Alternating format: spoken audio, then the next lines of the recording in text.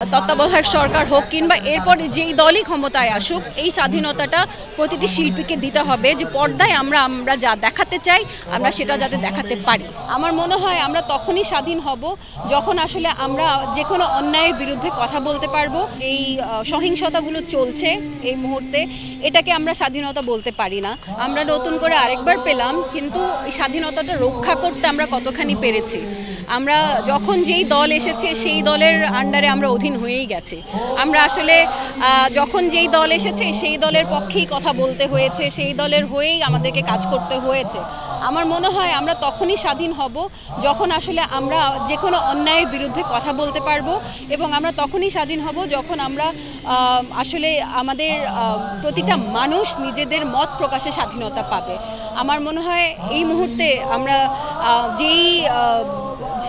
যেই সহিংসতাগুলো চলছে এই মুহূর্তে, এটাকে আমরা স্বাধীনতা বলতে পারি না।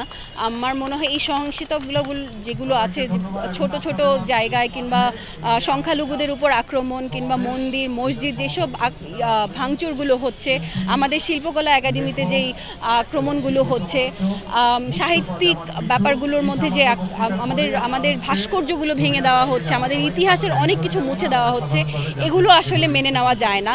আমার মনে হয় যখন আমরা আসলে সব কিছু সঠিকভাবে এগুলো পাবো, আমাদের সব মত প্রকাশের স্বাধীনতা হবে, তখনই আসলে আমরা স্বাধীন হব।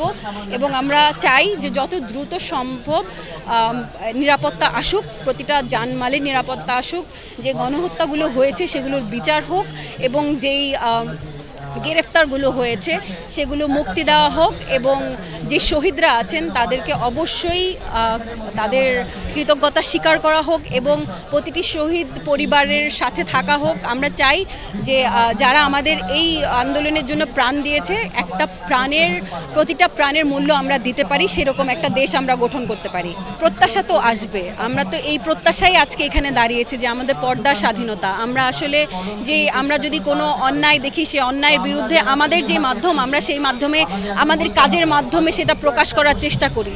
সেই প্রকাশটা করতে দিলেই তো আমাদের স্বাধীনতাটা আসবে। তো অবশ্যই আমি আমাদের ভবিষ্যতে যেই প্রজন্মটা আসছে এবং যারা আমাদের তত্ত্বাবধায়ক সরকার হোক কিংবা এরপর যেই দলই ক্ষমতায় আসুক, এই স্বাধীনতাটা প্রতিটি শিল্পীকে দিতে হবে যে পর্দায় আমরা যা দেখাতে চাই আমরা সেটা যাতে দেখাতে পারি। আমাদের প্রতিটা সেক্টরই আলাদা আলাদা দাবি আছে।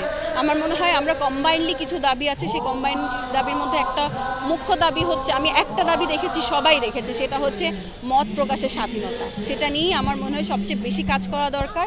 এবং আমার মনে হয় যখন সঠিকভাবে সবাই মত প্রকাশ করতে পারবে, নিজে কি চায় সেটা বলতে পারবে, এবং যেটা ভুল হচ্ছে কিংবা অন্যায় হচ্ছে সেটার প্রতিবাদ করতে পারবে, তখন আসলে সিস্টেম ঠিক হবে।